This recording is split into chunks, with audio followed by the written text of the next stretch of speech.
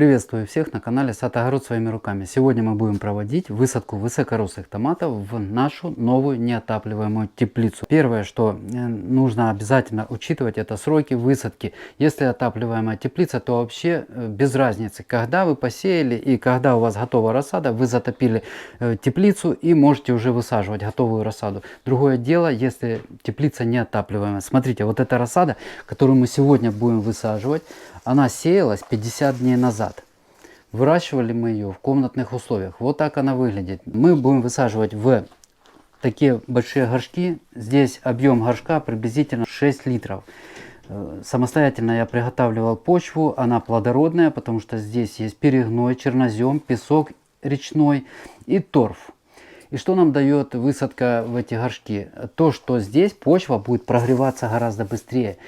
Почва в земле, она холодная будет долго. Неотапливаемая тепличка, поэтому в холод высаживать сейчас в конце апреля вот такие растения будет, для них очень плохо. Они пожелтеют, они не будут развиваться, они станут синими, потому что не будут усваивать корневая система в холодной почве элементы питания. Поэтому за счет вот такого горшка почва будет в нем прогреваться со всех сторон теплым воздухом. Днем в теплице тепло, и почва за день будет здесь прогреваться. Ночью она будет сохранять некоторое количество тепла, и корневая система будет себя чувствовать лучше. На начальном этапе вот эти горшки нас очень-очень хорошо выручат. Сначала думали высадить вот так вдоль. Первый ряд, второй ряд, третий или два ряда по центру и ряды по краям. Но потом от всего этого отказались и используем классическую схему высадки, расположения рядов. Поперек теплицы. Мы поставили поперек теплицы, оставили между рядами 80 сантиметров. Это минимальное расстояние. Если еще сужать, это будет уже неудобно и нам работать и ухаживать за растением. И растениям будет очень плохо. Почему? Потому что будет плохое проветривание, будет нам плохо обрабатывать эти растения будет. И загущенная, если будет посадка, между растениями начнется конкуренция за солнечный свет.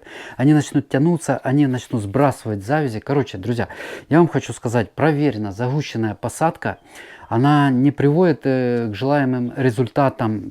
И 40 в ряду между каждым растением будет 40 сантиметров. 35 это минимум, а так 40 еще лучше. Но у нас смысла не было сужать до 35, потому что мы не смогли бы дополнительно еще одно растение высадить. И теперь смотрите, что получается в целом. Вот это поперек у нас здесь расположено, здесь проход. С центральной двери это вход был в теплицу и проход в рассадник. В этом рассаднике выращивалась вот эта рассада, выращивается, продолжает некоторая другая. И с этой стороны у нас более узкая сторона. Здесь будет уже расположение растений по-другому. Здесь будем высаживать огурцы. Сейчас в неотапливаемую теплицу огурцы высаживать рано, потому что ночные температуры понижаются в этой теплице до 10 градусов. Частично мы будем аварийно подогревать здесь за счет ветродуйки, которая есть в том отделении. Мы будем на ночь открывать вот эту дверь, которая разъединяет рассадник и тепличку, и ветродуйка будет обогревать и то помещение, и чуть-чуть в то же время повышать температуру на пару-тройку градусов здесь. Что по горшкам? По горшкам вот этим, если кто-то вдруг захочет вместе с нами выращивать, это самый обычный пакет. Самый обычный пакет, с которым многие из нас ходят в магазины. Мы обрезали ручку, мы обрезали донышко, и мы сложили на 2 и высадили. Высота горшка, многие будут спрашивать, смотрите, порядка 15 сантиметров получилась высота горшка. Диаметр, друзья, 30 сантиметров. Видите сами, 20 и 10, 30 сантиметров. Давайте проведем высадку, я покажу так схематически, более подробно, что положить в лунку. Смотрите, за счет того, что у нас, мы купили дачу полгода назад, осенью, и много мы работали на ней, перерабатывали почву, перекапывали, здесь была целина. Мы ее полностью обрабатывали, удаляли все, и при этом мы не встретили ни одной медведки. Поэтому мы ничего в лунку класть мы не будем. пока. Если у вас вдруг есть медведка, встречается, участок кишит ими, то обязательно положите в посадочную яму. Ссылку на эти препараты я оставлю внизу в описании под этим видео. Можете заказать у Татьяны Викторовны. Эффективные препараты мы всегда подсыпали. Это что касается, если у вас почва не такая плодородная, но у нас, я уже сказал, за счет чего плодородная, что мы составляли ее. Здесь перегноя много, здесь подмешали чуть-чуть суперфосфата осенью в эту почву. И также чернозем, торф, ну и песок, да, не буду повторяться. Если у вас не такая плодородная, друзья, то хотя бы пару жменей хорошо перепревшего перегноя коровьего, либо если нет перегноя коровьего, то как вариант можете покласть курник. Курник — это помет куриный, перепревший и обработанный особыми способами, термическим способом, очищенный от сорняков, которые, возможно, тут семена могли быть, от гельминтов и от всяких других возбудителей заболеваний и вредителей. Поэтому, ну, мы всегда использовали раньше тоже вот курник. Очень эффективно. Но смотрите, если перегной коровий перепревший, вот такую жменю кладем в лунку и перемешиваем потом, то курник кладем вот такую жменю. Давайте осмотрим корневую систему растения. Это рассада томата высокорослого красноплодного Бадерин. Вот так она выглядит, 50-дневная рассада. Уже начали появляться бутоны, ну их пока плохо видно. Вообще допускается рассада, чтобы 10% бутонов уже зацвели. Мы высаживаем немножко раньше, у нас в рассадниках просто проблема уже с местом. Мы не можем там держать, ну и так относительно потеплело, что можно эту рассаду высадить. Пусть растет здесь. За счет того, что высаживаем вот в такие пакеты, мы можем заглубить безболезненно, если слегка потянутая рассада. Сделали, примерили таким же горшочком, в котором растет, ну, собственно, чтобы хорошо земляной ком стал.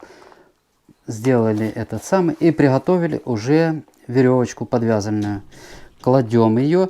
Друзья, запомнили, да, я говорил, если медведка есть и жменю перегноя какого-либо перемешали, можно туда также, ну, разные есть средства для повышения плодородия. Поставили в заглубленном виде, прижали вот эту веревочку стаканчиком, земляным комом и заделали. Я думаю, это вообще не проблема, и все вы это все знаете. Сделали луночку, веревочку поклали рядом. Смотрите, друзья, еще такой момент. Веревочка короткая пока. Это подвязывальная веревка, потом мы будем подвязывать. Но за счет того, что здесь у нас еще система подвязки не продумана, я уже знаю, в принципе, как мы будем подвязывать, но разной длины будут веревки. Поэтому мы нарезали пока одинаковые веревочки, и потом уже до вот этих вот окончаний, не повреждая растение, не делая на растении какие-либо узловые соединения, вот эти сюда привяжем к этому кончику необходимое количество продолжения. Я думаю, мы потом к этому с вами вернемся, и я покажу этот самый легкий способ, который мы используем уже много-много лет.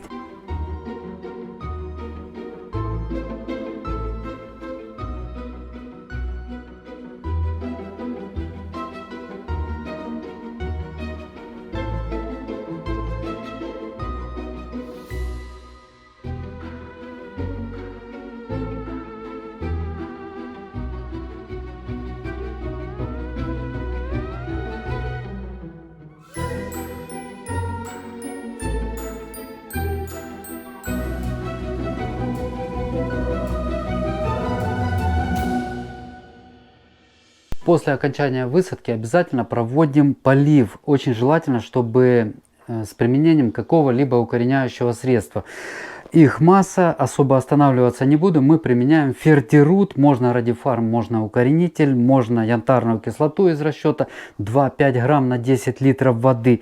И проливаем под корень. Вот каким количеством лучше всего? Смотрите, за счет того, что растение сейчас небольшое, корневой ком, небольшой корневая система, поэтому пол-литра вполне достаточно. Погода достаточно такая еще, знаете, ну, влажное, солнце мало, поэтому растение небольшое по размеру своему долго будет просыхать, если его сейчас залить.